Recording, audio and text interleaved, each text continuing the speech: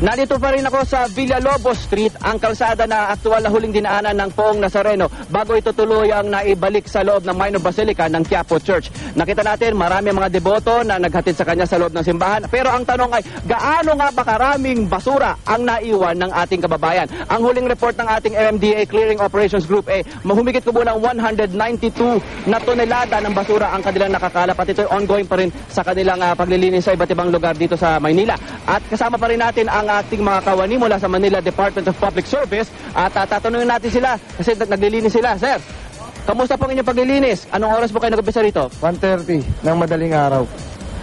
Gaano karaming basura na po inyong nakuha? Mga 4 na truck na nakukuha namin na basura dito. 4 na truck.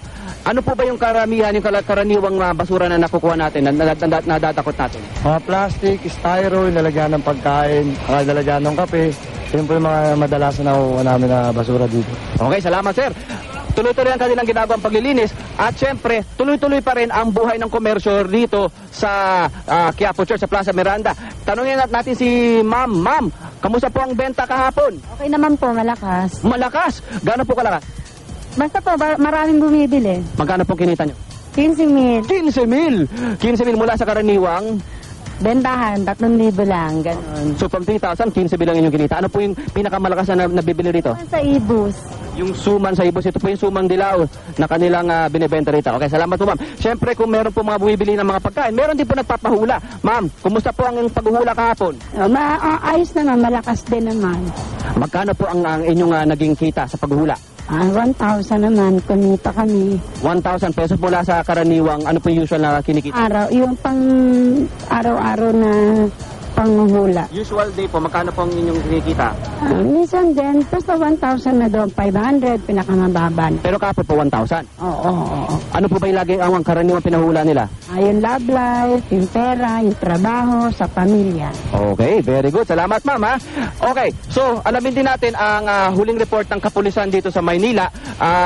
Ang alam natin di ba 3,000 ang mga kawani ng kapulisan na ang na-deploy, full force po yan. Kasama po natin ngayon si SPO3 Jess Baldivian ng Manila Police District, Plaza Miranda Station. Sir, overall po, kamusta po ang naging prosesyon natin kahapon? May aberya po ba o naging relatively peaceful po? Generally peaceful po ba? Mapayapa po.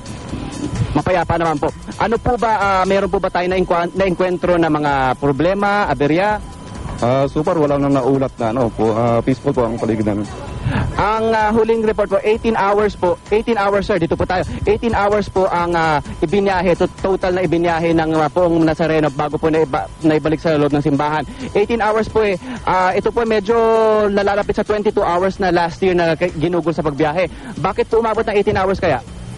Dahil sa maganda ng usad, dumami yung deboto natin dumating. May masikip na daan, may maluwag, kaya yung usad, peaceful. Gaano po karami ang estimate na dumating po ng mga deboto? Sa ulat, 9 million. 9 million po ang dumating at naghatid sa ating Poong Nazareno dito sa simbahan. Okay, maraming salamat po. Ngayon ay ongoing ang flushing na ginagawa ng Manila Fire District, mga Quiapo Volunteer Fire Brigade at syempre iba't ibang mga fire groups dito. At ito ay tuloy-tuloy hanggang mamaya, hopefully bago magtanghali ay malinis na ang kabuuan ng area ng Plaza Miranda at ng Quiapo Church.